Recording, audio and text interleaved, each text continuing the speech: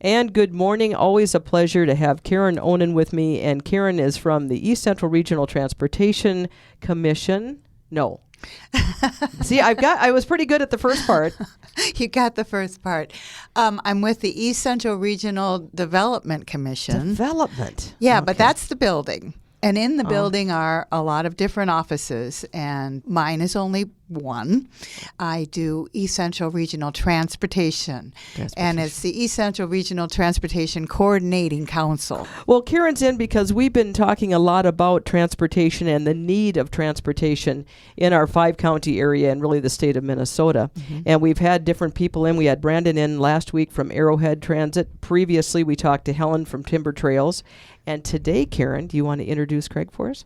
Yes, and this is the first day that I have met Craig Rempp. He's with TRICAP. Would you say you're Director of Transportation? Yes, Director of Transportation Services. Well, we're so happy to have you here today. Glad to have you on our advisory board. Craig, let's start out. I always like to, with any interview I do, a little background. How did you get to the position you're in now? So the position with TRICAP today makes 6 weeks there. Okay, okay. I'm new there, so I will have limited details on some of these. Knowledge of the system, but not all the fine points. Before that, the last 3 years I've been with the city of Mankato, running their transportation service there. And previous to that, I spent 8 years with the Chisago-Isanti County Heartland Express. Okay, as sure. their transit director. Absolutely, because I live around that area, working in radio down in Forest Lake, actually. So I'm very familiar with that. So, okay, let's start out right off the top here. Again, this is TRICAP, and it's a system that works around, mainly give us that area first, Craig. So the area TRICAP Transportation serves, there's 5 counties, Morrison, Mille Lacs, Benton, Stearns, and Sherburne. And in those counties, we have certain areas that we have bus service. We do not cover county-wide. It's not border to border. The big towns in that area would be like St. Cloud and... The town of St. Cloud we do not service directly because they have Metro bus there. We service the rest of the county. We do bring passengers into St. Cloud for appointments, shopping, whatever. We do not transport them around the town of St. Cloud. Okay. Other ones is like Little Falls, Sauk Center, Princeton, Elk River, Malacca. Mille Lacs, yep. So, and there is a few other smaller ones. Royalton, I believe, is once a week. Then there's a lot of small communities like that. As far as connecting, I mean, this is what it's all about. This is what Karen is here for, really, is in the effort is to get where all these different systems we've been talking about can kind of maybe at least meet at some point. Mm-hmm. Craig, at this point, I know you're pretty new to the whole thing here, but is there connections there with like Arrowhead Timber Trails? Does some of that meet up at this point? We currently do not meet up with anyone. There might be a special occasion we can for the bus service. We do run outside of those counties for like the DAC clients, some of those individuals that we have the contracts with. And other systems do run into the counties that we serve, the same situation. We do not have it set up to actually meet to transfer passengers. So, Craig, every bus system or transit system is a better way of putting it, has some kind of a schedule. So how does yours work? Our scheduled service, we do have service available 6 a.m. to 6 p.m., but that is not on all routes. That's the range we have. And currently, Monday through Friday, Saturday service has been suspended with all the situations going on in the world right now. We will be picking that back up in the near future. The one example of limited service is Little Falls. The bus service there is Monday through Friday, 8 a.m. to 4 p.m. So each little community has its own hours of service depending on the needs. Oh, sure, that makes sense. There. So somebody listening, if they're going, oh, this would be kind of neat, I'd like to check this out. Is there schedule as far as, it's not like the bus system in Minneapolis. I always like to differentiate if we need to here. This is on demand. Is that how it works? It is on demand. There is somewhat of an organized schedule, but it's the pickup point. It is curb to curb. We'll pick you up where you live, take you where you want to go to within our area. So the timing is a little bit different. The dispatchers work with that and the passengers to make it work for their schedule. So is that called route deviation? Yes, route deviation. You try to stay in certain areas at certain times of the day and kind of have a general flow Yes, but if you live a short distance from where that route would go, they will come off and pick And you pick up. you up, right, because Yep, it makes and then bring you sense. home too, but it's just it's not very far. Right. But I mean, yeah, they'll deviate a little bit, and that's nice. What's it going to cost somebody to ride? For TriCap, it'll run anywhere from $1.25 up to $3.50. Depends on the okay. route and the service. And is there a system for paying? I mean, I think of the old days where you drop the coins into the thing at the front. Do they have like a card? Do they actually pay with cash, write a check? How do you do it? We're working on better technology for cards and even the smart... Different trying to apps think on your what phone, yes, sure, the yeah. apps on the phones.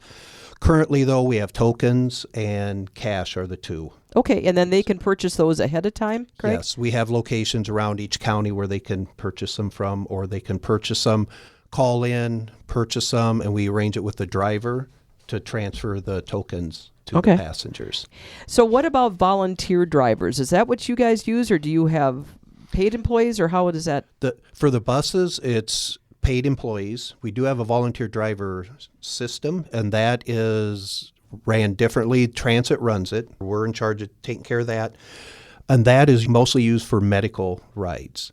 And we contract with care provider like Blue Ride, the insurance companies, and then we also have agreements with some of the county's human service departments to transfer clients that they work with. Okay, and I know one of the big questions that we've been asking the other folks that are dealing with this is, do you need drivers? Because it just seems like the need is always there.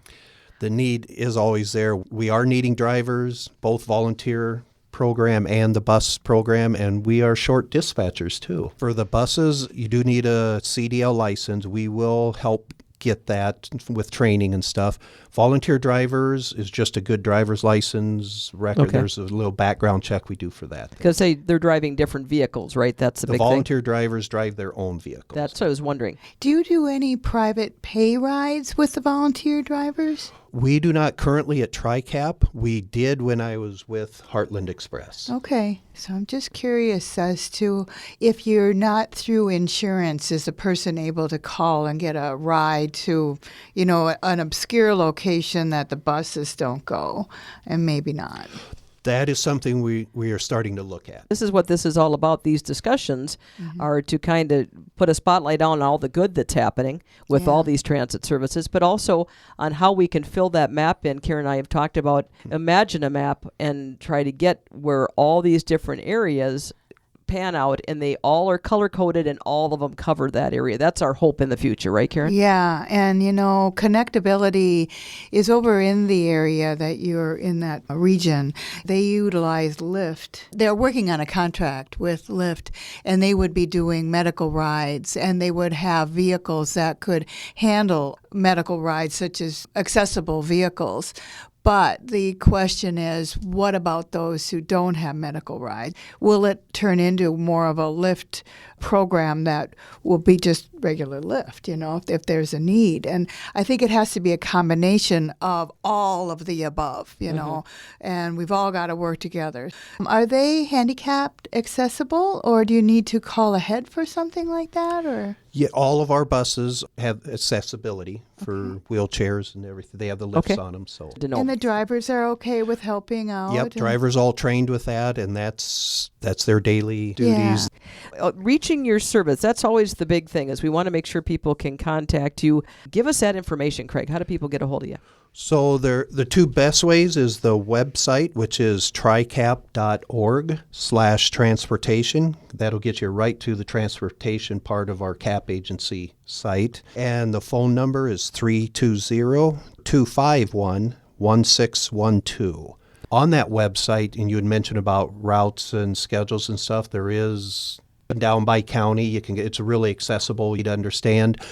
That's a good place to start. I would recommend, after you get a little background, to call the dispatchers directly. They're the experts at all the routes, timings, and can really help you out with that. Yeah, because everybody's going to have a different situation, where they live, what they might need, and where they're going to. So those are all things to check into. So that same phone number, Craig, would be the one for the dispatchers as well? Yes. Okay. Yep. 320-251-1612. Karen, too, as we kind of wrap this up, you have a portal site now that's really accessible as well. So all these people that we've been talking to, from Craig to Helen to Brandon, and soon as another gentleman as well, you're going to have that at kind of a one-stop shop, right? It is eastcentraltransit.com. You can just go there. Our directory is on there. Craig's information is on there that he just mentioned. It will be building. It just got started. 2 weeks ago, we came up with the idea, and Sandy's putting it all together, and it's beautiful. And we'd love to have people take a look at that. If anybody needs to reach me, my phone number at my office is 320-679-4065, extension 32. And my email is karen.onan, O-N-A-N, at ecrdc.org. We will have a booth at the county fair. We are in the commercial building. We're sharing a booth with Helen Piper of Timber Trails Transit. ECRTCC will be there. We will have things to hand out. We have directories there, information from all of our providers, and we'd love to chat with you. So please stop by and see us.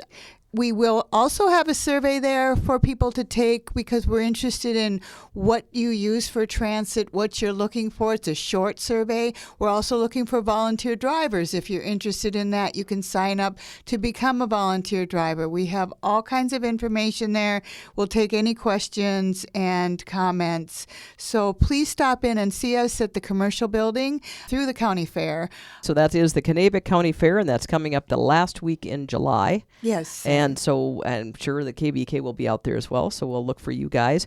And I just want to, again, Craig, Rempp, I so appreciate your time today, again, from TRICAP.